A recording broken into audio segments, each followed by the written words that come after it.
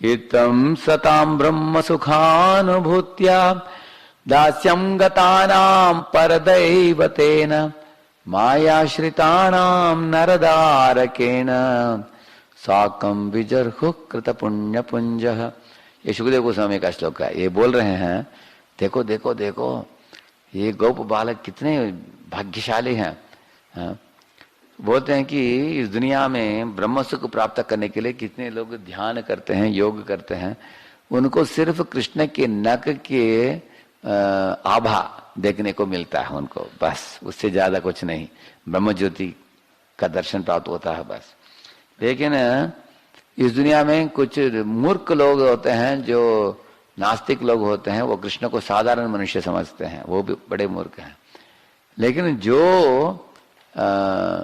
धार्मिक लोग हैं वो भगवान को अपने स्वामी मानते हैं, स्वामी मानकर अपने इष्ट देवता मानकर उनकी पूजा आराधना करते हैं।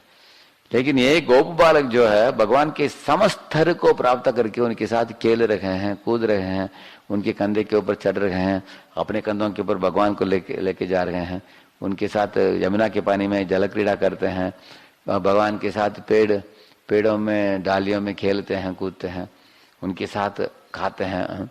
तो क्या अहोभाग्यम प्राप्त हुआ इन गोप बालकों को। लेकिन इन बालकों ने कृत पुण्य पुंज बताते हैं, इन्होंने कोटि कोटि पुण्य पूर्व जन्म में किया होगा। जो कृत पुण्य पुंज मतलब भक्ति सुकृति करके अभी भक्ति में परिपक्वता प्राप्त करके कृष्ण की सान्निध्यता पाया उन्होंने, ऐसे ऐसे उनकी गुणगान करते हैं। तो इस श्लोक से हम लोग समझ सकते हैं कि देखने में ये खेल कूद इस दुनिया में जो बच्चे करते हैं ऐसे दिखता है, लेकिन असली में क्या है, ये सब गोप बालक का शरीर जो था वो सच्चिदानंद विग्रह था। भगवान का भी सच्चिदानंद विग्रह है। एक समस्त स्तर पर वो लोग भगवान के साथ खेल रहे थे। लेकिन ज्ञानी लोग, योग्य लोगों को एंट्री भी नहीं भगवान के धाम में। वो लोग ब्रह्म ज्योति में शांति से जीते हैं, बस शांति शांति शांति ही, उनको लीला में भाग लेने के लिए मौका नहीं है। लेकिन आनंदमय अभ्यासात का मतलब भगवान अपने धाम में सिर्फ उन भक्तों को छोड़ते हैं जो प्रेमा भक्ति में जुड़े हैं। तो एक गोप बालक पूरा प्रेमा भक्ति में जुड़े हैं ऐसे। तो वही बताया गया है कि अगले श्लोक का अनुवाद पढ़िए, 12वां श्लोक का अनुवाद पढ़िए। भले ही योगी अनेक जन्मों तक यम नियम आसन तथा प्राणायाम द्वारा, जिनमें से कोई भी सरलता से नहीं किया जा सकता है, कठोर से कठोर तपस्या करें, फिर भी समय आने पर जब इन योगियों को मन पर नियंत्रण करने की सिद्धि प्राप्त हो जाती है, तो भी वे भगवान के चरण कमलों की धूल के एक कण तक का आस्वादन नहीं कर सकते। तो भला ब्रज भूमि वृंदावन के निवासियों के महाभाग्य के विषय में क्या कहा जाए, जिनके साथ साथ साक्षात भगवान रहे और जिन्होंने उनका प्रत्यक्ष दर्शन किया। इसलिए ब्रह्मा जी बहुत आश्चर्य करेंगे इसको देखकर। अहोभाग्यम नंद गोप व्रजौकसाम यन मित्रम परमानंदम पूर्ण ब्रह्म सनातनम। बोलते हैं कि ये ब्रजवासियों की भाग्य पूछो मत है। कितना बड़ा सौभाग्य है कि परम सत्य भगवान उनके बीच में एक बच्चे बनकर जीते हैं। ऐसे बताएंगे। ऐसे ही यशोदा माता का भी गुणगान करेंगे, बाद में आप सुनेंगे। वो बोलेंगे अहोवतिदन्याम ब्रजगो रमण्याम स्तन्यामृतम पीतमतीव ते मुदा, ऐसे बोलते हैं। अहो अतिदन्याम, इतना अहो भाग्य देखो यशोदा की। ब्रजगो रमण्याम, द ब्रज वृंदावन के रमणिया स्तन्यामृतम, उनके स्तन से दूध जो है, पीतम अतीव ते मुदा, परम सत्य भगवान कृष्ण एक नन्हे मुन्ने बच्चे बनकर उनके स्तन से दूध पीकर आनंद लुट रहे हैं। कितना बड़े भाग्यशाली हैं ये वृंदावन की गोपियां, कितने बड़े भाग्यशाली हैं वृंदावन के गोप, बड़े गोप जैसे नंद बाबा और उनके मित्र, और कितने भाग्यशाली ये गोप बालक। तो इस तरह अभी एक महत्वपूर्ण चीज बताया जा रहा है 13वां श्लोक में। देखिए देवता लोग अमृत पीते हैं, लेकिन अमृत पीने से क्या लोग सोचते हैं कि अमरत्व प्राप्त होता है ना। अमरत्व नहीं प्राप्त होता है, लंबा आयु प्राप्त होता है। अगर किसी देवता के तकदीर में लिखा है कि 1000 साल जिएगा वो, उसके बदले 1,00,000 साल जिएगा वो, बहुत लंबा आयु हो जाता है उसका, 100 गुना 1000 गुना ज्यादा हो जाता है। इतने आयु की लंबाई बढ़ाने के बाद भी देवताओं के अंदर डर होता है असुरों को देखकर। तब देवता लोग ऊपर से देख रहे हैं ऐसा एक बड़ा असुर है इधर, जिसके बारे में अभी पढ़ने हम जा रहे हैं। वो इतना लंबा था, वो भी ऐसे 8 मील 10 मील ऐसा कुछ लंबा था उसका शरीर। लेकिन ये सर्प नहीं था पहले, एक असुर था, उसके बारे में हम पढ़ेंगे। वो जो असुर था पहले, अभी वो ये बना है।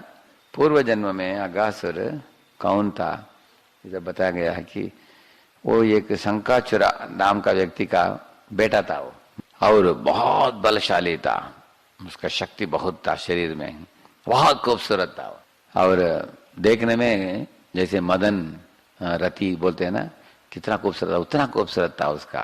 देखिए अगर किसी को खूबसूरत शरीर है तो देहात्म बुद्धि बढ़ता है घटता है? बढ़ जाता है। देखो मैं गोरा हूँ, मैं खूबसूरत हूँ, मेरे घुंघराले बाल हैं, मेरे शरीर देखो मजबूत है, कितना स्ट्रांग है। जैसे अगर कोई, हम देखा है कॉलेज में हम लोगों को एनसीसी में शू देते थे ना, उसके पीछे ये रहता था, क्या बोलते हैं, स्टील का ऐसे ये बनाया था। तो अगर आप एनसीसी ड्रेस पहनकर चलो, चल चल चल चल आवाज ऐसे आता था, उससे हमारा थोड़ा गर्व भी बढ़ता, हम बड़े शक्तिशाली हैं। थोड़ा वृद्ध हो गए, बुढ़े हो गए तो और एक लकड़ी बढ़ना पड़ेगा, ऐसे है ना, तो वही शरीर है। तो आप देखेंगे अगर कोई कपड़ा पहनता है, टिप टॉप पहनता है, टक इन किया है, ब्लेजर पहना है, टाई पहना है, एक बाइक में बैठकर डुबु डुबु डुबु डुबु डुबु डुबु ऐसे जाता है, तो उसका गर्व बढ़ता है घटता है? हाँ, बढ़ जाता है। ये ऐसे गॉगल पहना है, ऐसे डिस्को स्टाइल ये पहना है, क्या बोलते हैं, बाल है। तो आप देखेंगे हम जिस तरह का शरीर होता है, कैसे कपड़े पोशाक पहनते हैं, उसके अनुसार गर्व भी बढ़ जाता है। इसलिए हम लोग वैष्णव हैं, हम वैष्णव जैसे कपड़े पहनते हैं। अगर धोती पहना, कुर्ता पहना, तिलक पहना, जपमाला ले लिया, कम बाल रखा है ना, ऐसा करके तिलक पहन लिया, अब आईने में देखो, ठीक है मैं वैष्णव हूँ, हमारे कृष्ण डिवोटी है। तो इसलिए externals affect internals, internals affect externals. इसलिए हम यूनिफॉर्म पहनते हैं, हम बाहर जिस तरह कपड़े पहनते हैं। तो ये खूबसूरत था, इसके कारण इसको गर्व बहुत चढ़ गया था इसके सर के ऊपर, मैं बहुत सुंदर हूँ ऐसे। तो एक दिन ये अघा, देखिए उसका पहले भी नाम क्या था, अघा ही था उसका नाम। अघा का मतलब है पाप, है ना। तो एक बार मलया पर्वत में जब विचरण कर रहा था, उधर अष्टवक्र मुनि तपस्या कर रहे थे उधर। अब तब इसने देखा कि अष्टवक्र मुनि के शरीर में 8 स्थान में विविध तरह का कुबड़ी, क्या बोलते उसको, मुड़ा हुआ है 8 स्थान में।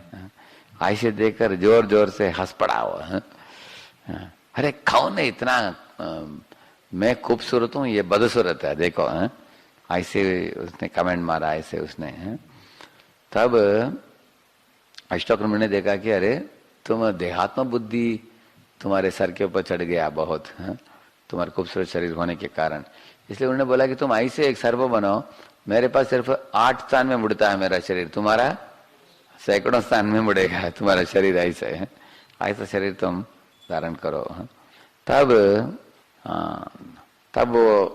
वो अष्टवक्र मुनि के पाँव में गिर पड़ा, माफी मांगा। तब उन्होंने बोला ठीक है, तुम जब तुम सर्प बनोगे, व्याल राक्षसात बोलते हैं ना, व्याल बनोगे, तब कृष्ण तुमको उद्धार करेंगे। देखिए एक महत्वपूर्ण चीज हमें समझना चाहिए, अभी कृष्ण और गोप बालक सब वृंदावन में रहते हैं। हर दिन आप देखते हैं कि कोई ना कोई असुर आता है उधर, हर दिन नहीं तो कुछ दिनों में एक बार कोई असुर आता है उधर। विश्वनाथ ठाकुर बोलते हैं कि असुर लोग क्यों आते हैं, वो बताते हैं कि कृष्ण इस दुनिया में जब अवतरित होते हैं, अपने पराक्रमता के द्वारा वो जीवों के हृदय को आकर्षित करते हैं।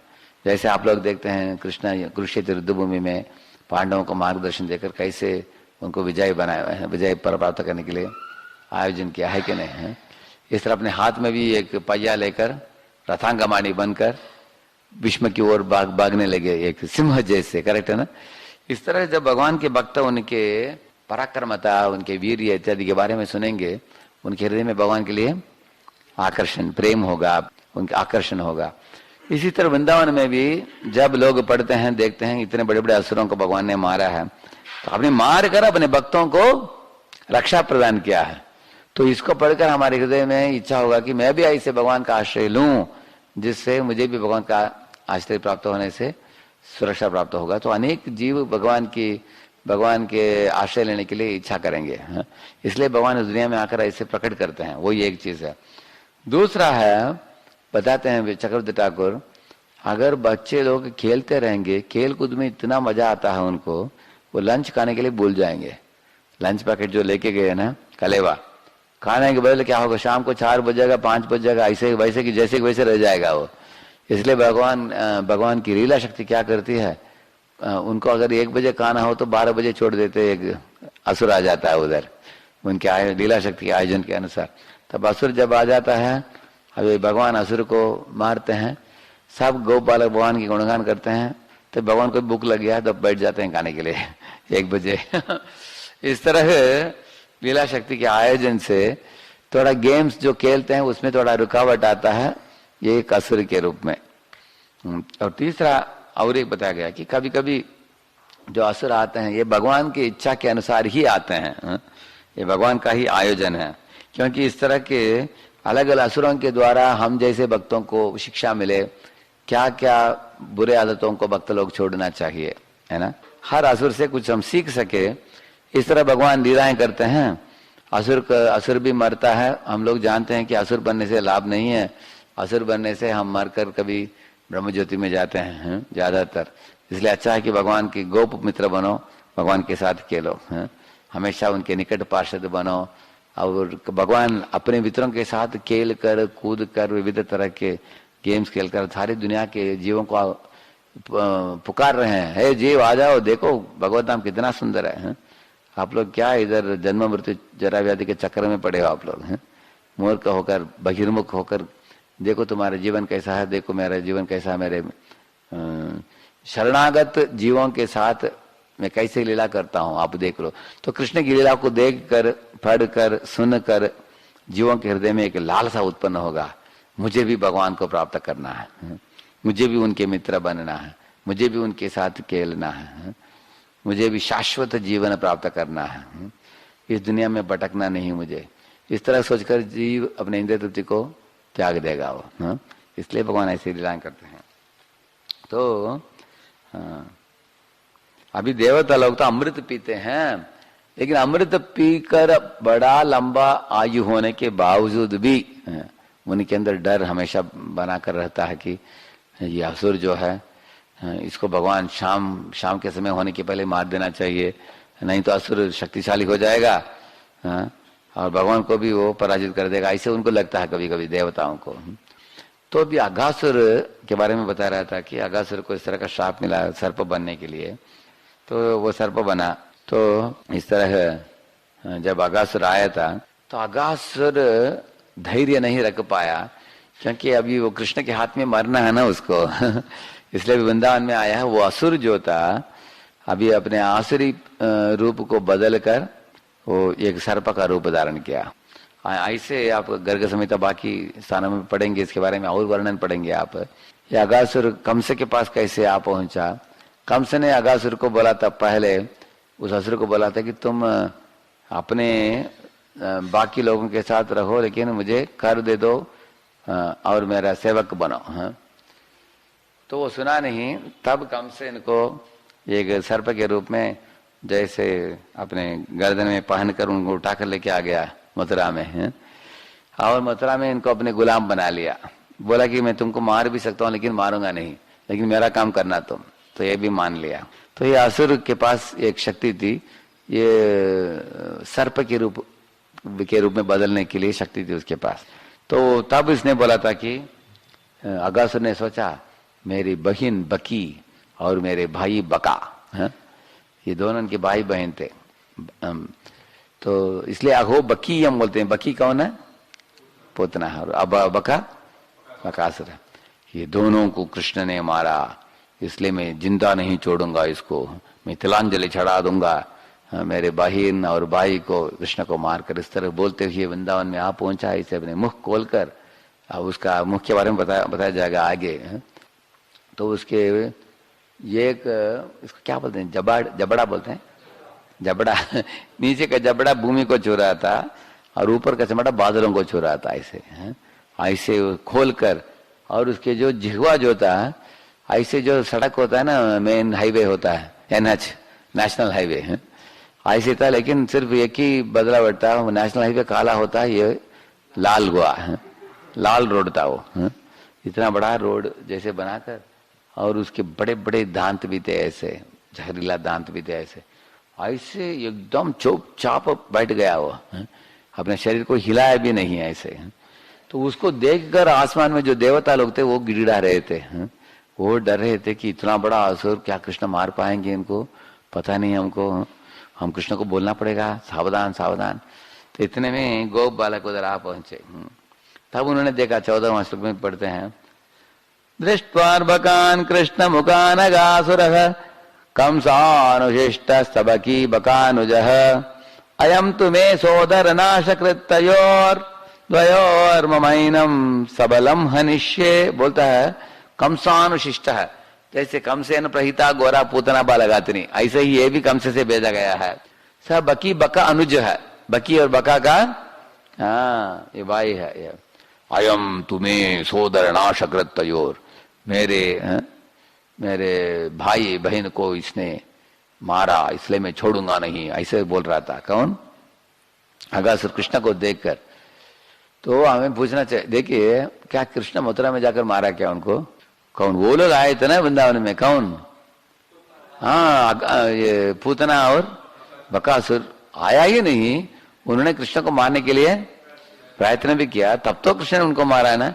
ये नहीं बोल रहा है, ये बोल रहा कि इसने मेरे भाई बहन को मारा, मैं इसको मारूंगा। देखिए इसका लॉजिक देखिए इसका, तो असुरों का लॉजिक ऐसे ही काम करता है।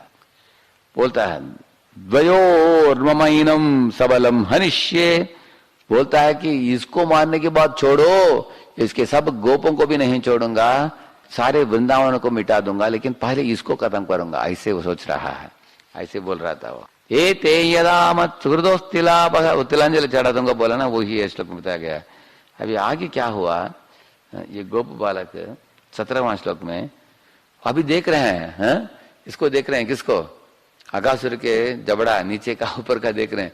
उनको लग रहा है ये तो कुछ पर्वत विशेष है, ऐसे दिख रहा है उनको। उसको उनको लग नहीं रहा है कि ये क्या है, सांप है। कभी कभी आपने देखा पहाड़, लंबा पहाड़ होता है, देखा आपने? जैसे हम लोग इधर से लोनावाला जाते समय एक लंबा पहाड़ है, एक उधर घुसकर हम जाते हैं रोड में, देखा आपने?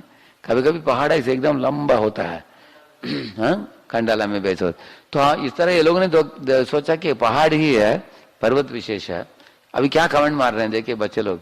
धराधरोष्ठो जलदोत्तरोष्ठो दया दर्याननान्तो गिरिशृंग द्रष्ट्रः द्वान्तान्तरास्यो वितताद्वजिह्वः परुषानिलश्व सदवेक्षणोष्णः। पढ़िए, अनुवाद पढ़िए 17वां। उसका निचला होंठ पृथ्वी पर था और ऊपरी होंठ आकाश के बादलों को छू रहा था। उसके मुख की बगलें पर्वत की विशाल गुफाओं के समान थीं और मुख का मध्य भाग अत्यंत अंधकारमय था। उसकी जीभ चौमार्ग के तुल्य थी, उसकी श्वास गर्म हवा जैसी थी और उसकी आंखें आग की लपटों जैसी जल रही थीं। अभी 18वां श्लोक बताते हैं। दृष्ट्वा त्वं तादृशं सर्वे मत्वा वृंदावन श्रियम, मत्वा वृंदावनम श्रियम। उन्होंने सोचा कि वृंदावन का ही एक शोभा है। तो गोपाल बता रहे थे दूसरों को, देखो देखो देखो, वृंदावन इतना विशाल स्थान है, हम लोग गाय बछड़ों को लेकर आते हैं, लेकिन सारे के सारे वृंदावन को हम देखने के लिए मौका नहीं मिला हमको। अभी थोड़ा हम गाय बछड़ों को लेकर थोड़ा दूर स्थान में आ गए, इसलिए अभी ये नया जो पर्वत विशेष देखने को आज हमें मिला है, ऐसे कोई बोल रहा था। और एक दूसरा लड़का बोल रहा था कि व्याता जगरतुंडेन प्रेक्षन्ते स्म लीलया। तो ये बोल रहा है दूसरा, ये मुझे तो लग रहा है बड़ा सर्प है, ऐसे किसी ने बोला। ये जो नीचे है ऊपर है ना, ये एक जलधर, जलधर कौन है? बादल है, बादल को छू रहा है, एक जबड़ा भूमि को छू रहा है। मुझे तो लग रहा है पर्वत, ये पर्वत नहीं है, कुछ तो हाँ सर्प जैसे दिख रहा है, ऐसे किसी ने बोला। बोला अरे हम लोग भाग जाएंगे इधर से, इसके निकट नहीं आना चाहिए, हमको निगल लेगा, ऐसे बोल रहा है। दूसरा गोप हंस रहा है, बोल रहा है अरे आप लोग क्यों भाग रहे हो, कुछ डर नहीं। देखो उनके दांत को देखकर बोल रहा है कि देखो ये पहाड़ है कि नहीं, तुम खुद ही बोलो। ऐसे पहाड़ दिख रहा है वो बड़े दांत को दिखा रहा है वो। अभी बोल रहे हैं 19वां में, अहो मित्राणि गदता सत्वकूटम पुरस्थितम अस्मत् संग्रसन व्याप्त व्यालतुंडा यते नवा। ये लड़का पूछ रहा है, ये मुझे तो लग रहा है कि ये एक मृत सर्प है, और नहीं तो हो भी सकता है कि ये जिंदा हुआ सर्प, लेकिन शांति से इससे बैठा है वो हमको खाने के लिए। हाँ, इसका मुंह खुला हुआ है और बहुत बड़ा सड़क जैसा इसका जिह्वा दिख रहा है, और देखो इसके ऊपर का ओंठ जो है वो सूर्य के किरणों से चमक रहा है, और नीचे का ओंठ जो है भूमि को स्पर्श कर रहा है, ऐसे बोल रहा है। तो पूरा वर्णन कर रहा है लड़का। हाँ, एक गोप बाल ऐसे ऐसे सोचते सोचते उन्होंने क्या किया, वो गोप बालकों ने निर्णय लिया कि हम जाएंगे, इसके अंदर जाकर देखेंगे और क्या क्या विशेष है। तो 24वां पढ़िए श्लोक। श्लोक बहुत इंपॉर्टेंट है 24वां। अस्मान किमत्र ग्रसिता निविष्टान अयम तथा चेत भगवत विनंक्षति। क्या बोल रहा है लड़का, बोल रहा है कि हम लोग अंदर जाएंगे खेलने के लिए, लेकिन अगर ये सर्प हो, अगर सर्प अपने मुंह बंद कर लेता है, डर क्या है हमको, भगवान विनंक्षति, किस तरह बका को भगवान ने मारा तो उनको भी अंदर ले लिया ना, किसने, बकासुर ने ले लिया था भगवान को अंदर। तो उसके बाद बकासुर ने क्या किया, उसको उगल लिया उसको। इसी तरह हम अंदर जाएंगे और हमारे साथ कौन है, बकारी है। बकारी कौन है, कृष्ण है, बका के अरी। बका को जिन्होंने मारा वही व्यक्ति इसको भी मार देगा, हमें तो अटूट विश्वास है। देखिए ब्रजवासियों की विश्वास देखिए भगवान में। तो ये लोग अमृत पिया क्या, फिर भी डर नहीं इनको। देवता लोग अमृत पिया है फिर भी, हाँ, तो देवता लोग अमृत पीकर आयु का वर्धन करके भी डर है उनको, क्योंकि भगवान के शुद्ध भक्त नहीं है, मिश्रित भक्त है, उनके भक्ति में मिश्रण है। लेकिन इनके भक्ति में शुद्ध भक्ति है, किसका, गोप बालकों का, इसलिए कुछ भी डर नहीं उनको। शनादने नेति बकार्युषन्मुखम वीक्ष्योद्धसंतम करताड़नैर्ययुः। बोलते हैं, पढ़िए हो 24वां। तब बालकों ने कहा, क्या यह प्राणी हम लोगों को निगलने आया है? यदि वह निगलेगा तो तुरंत ही बकासुर की भांति मार डाला जाएगा। इस तरह उन्होंने बकासुर के शत्रु कृष्ण के सुंदर मुख की ओर निहारा और ताली बजाकर जोर जोर से हंसते हुए वे अजगर के मुंह में प्रविष्ट हो गए। वो हंस ही नहीं रहे थे, ताली बजाते हुए गए अंदर। हाँ, ऐसा बताया गया इधर। करात आडनैर जयुः, वीक्ष्योद संतः करत आडनैर जयुः। ऐसे जैसे हम लोग कीर्तन में नाचते समय ताली भी बजाते हैं, और जोर से गाते हैं ना, ऐसे लोग कृष्ण को पीछे देखते हुए हंसते हुए ताली बजाते हुए घुस गए।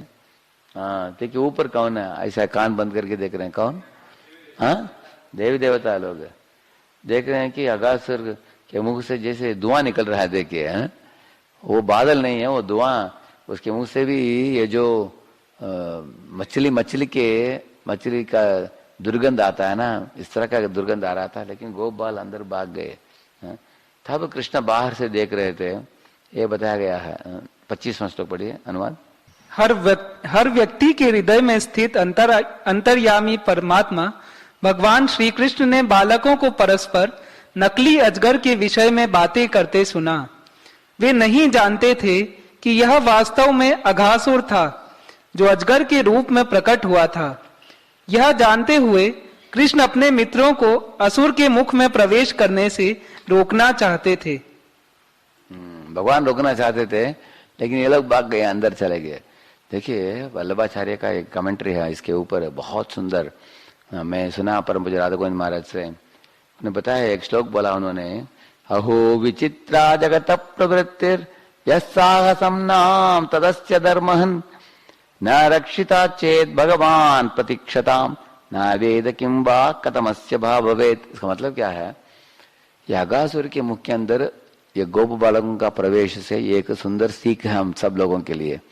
वो बता रहे हैं कि जब एक नवसिखिया भक्त पाप कृतियों के अंदर घुस जाता है। ये अघासुर का मुख जो है पाप है, उसका नाम क्या है? अघ। अघ का मतलब क्या है? पाप। तो पाप कृतियों को करते समय ऐसे ही तुरंत घुस जाना डर के बिना, पाप से नहीं डरना, ये बहुत बड़ा व्याधि है। प्रभुपाद जी ने बोला कि the only complaint I have is my followers, my devotees are not sufficiently afraid of maya, ऐसे बोले। तो ये लोग भी इतने बड़े सर्प का मुख देख रहे हैं, अंदर जाएंगे तो अगर मुंह बंद कर लिया तो मर जाएंगे ना सब, लेकिन उनको डर ही नहीं है। वो खेल रहे हैं आग के साथ। तो हम लोगों का भी अनुभव है कि हम नवस की अवस्था में माया के साथ कोई इंसान खेलता हो, और माया के सबसे बहुत बड़ा मूर्तिमान स्वरूप है पुरुष के लिए स्त्री और स्त्री के लिए पुरुष। तो इस तरह के आकर्षण जो है उसमें अगर इंसान पाप कृतियों में घुस जाएगा अंदर, तो महापाप हो जाता है। उस महापाप के कारण इंसान भक्ति में आगे नहीं बढ़ पाएगा, उसका पतन हो जाता है उसका। इसलिए बताते हैं कि अहो विचित्रा जगतः प्रवृत्ति, ये दुनिया के बद्ध जीवों का प्रवृत्ति देखो देखो इस दुनिया में। यह साहसम नाम तदस्य धर्म हन, धर्म को तोड़ते हुए साहस के साथ वो बहुत डायरिंग होकर वो क्या करते हैं? पाप कर्म में जुड़ते हैं, मूर्खता से, थोड़ा भी अकल नहीं है।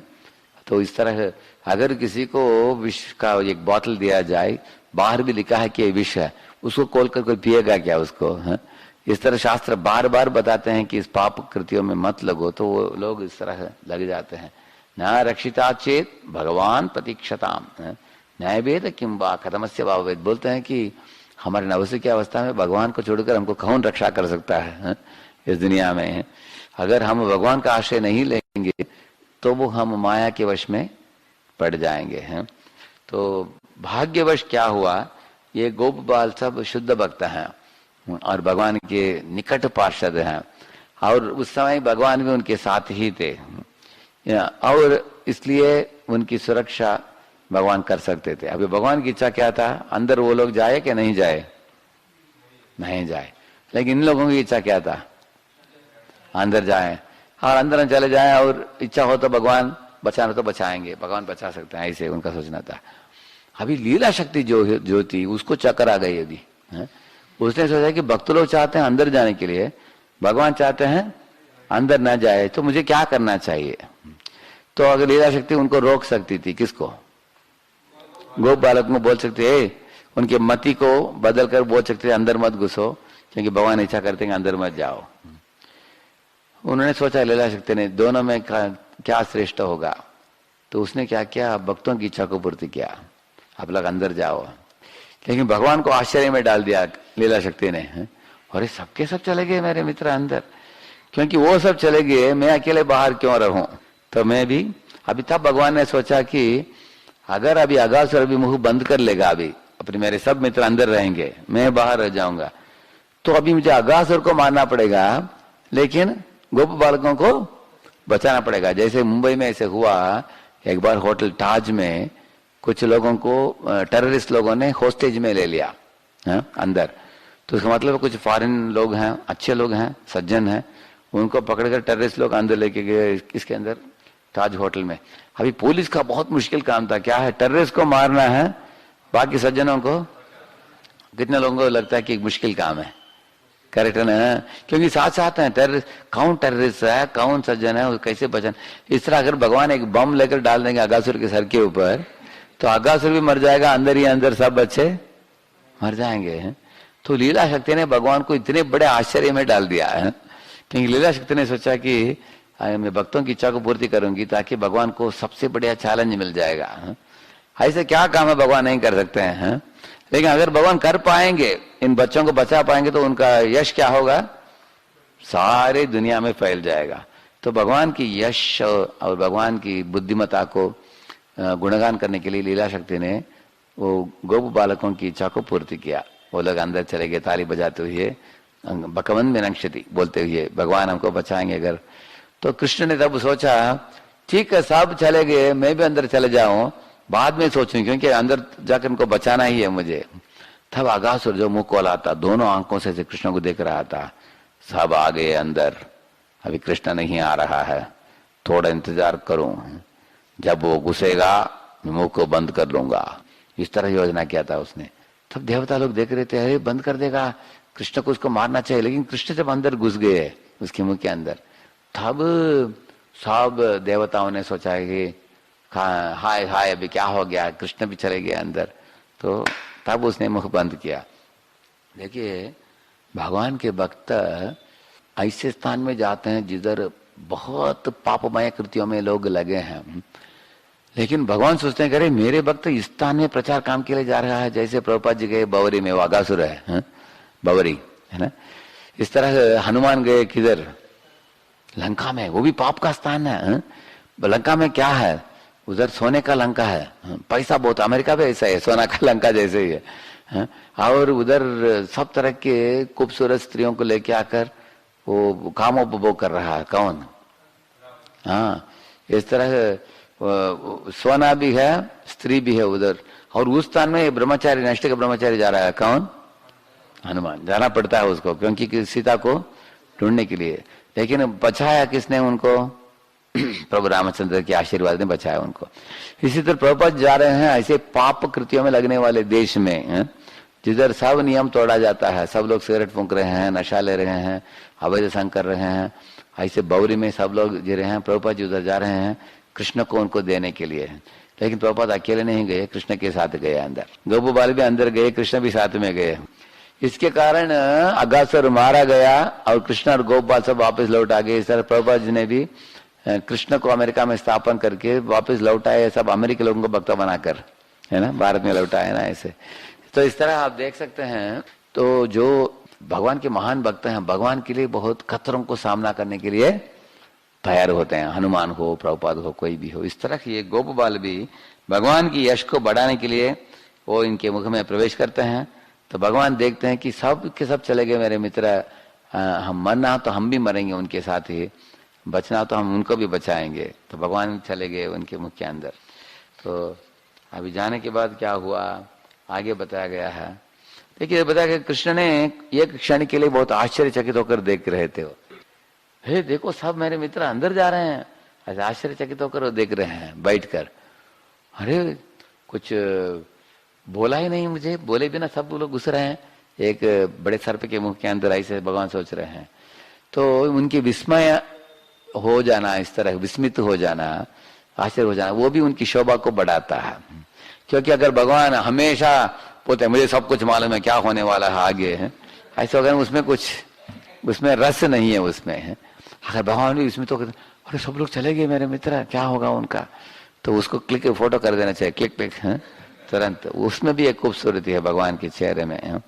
जैसे जब ब्रह्मा जी ने चोरी किया था बच्चों को, गोप बालकों का, भगवान ऐसे विस्मित होकर देख रहे थे। उस दृश्य को देखकर ही ब्रह्मा जी भगवान से आकर्षित हुए, हैं? तो ऐसे ही भगवान अगर देख रहे थे सब चले गए तो खुद भी अंदर प्रवेश करते हैं। आगे आगे अंदर अभी खुद भी प्रवेश करते हैं। अभी देवता लोग कान बंद करके रो रहे हैं, अभी गया हाथ से, अभी कृष्ण भी चले गए अंदर, बता नहीं क्या होने वाला है आगे। अभी देख रहे हैं कि सब गोप बाल मृत है अंदर, मर गए हैं। देखा आपने? हाँ इधर यही देखिए, सब मर गए हैं अंदर। क्यों? इतना दुर्गंध निकल रहा है जैसे मछली का स्मेल। एक बार हम लोग ट्रेन में सोचा कि एक कंपार्टमेंट था, उधर भीड़ ज्यादा नहीं था, लेकिन लगेज का कंपार्टमेंट, उधर हम लोग घुस गए, छोटा कंपार्टमेंट, लेकिन पूरा मछलियों का टोकरी था उधर। इतना दुर्गंध, इतना दुर्गंध, हम सोच रहे थे अगले स्टेशन कब आएगा, हम उधर जाएंगे। हम नाक बंद करके श्वास भी नहीं ले पाए हम, इतना दुर्गंध आ रहा था। तो ये तो अंदर चले गए सब गोप बाल, हैं। अगर वो मुख बंद कर लिया तो कितना दुर्गंध आया होगा, है? सब लोग मर गए उधर। अभी कृष्ण अपने सिर्फ दृष्टिपात मात्र से उनको जिंदा करने वाले हैं, अभी नहीं, क्योंकि अभी एक और एक लीला बचा है कृष्ण की। अगासुर के मुख के अंदर जब घुसकर देखा कि सब गोपबाल मृत है, मर गए हैं, उनको बचाने के पहले क्या किया उन्होंने, उनके गला जो है उधर जाकर अपने शरीर का आकार बढ़ाया। इधर देखा कृष्ण का आकार बढ़ गया है, ऐसे आकार बढ़ाया। अगर कोई गले के अंदर जाकर आकार बढ़ा देगा तो कला कला क्या बंद हो जाता है ना, ऐसे चिल्लाया। कौन? अगासुर। तो ऊपर से देखिए क्या निकल रहा है, उसके सर में विस्फोट हो गया है। तो योगी लोग इधर ही विस्फोट करते हैं, विस्फोट करके उनका आत्मा निकलता है ऐसे ही।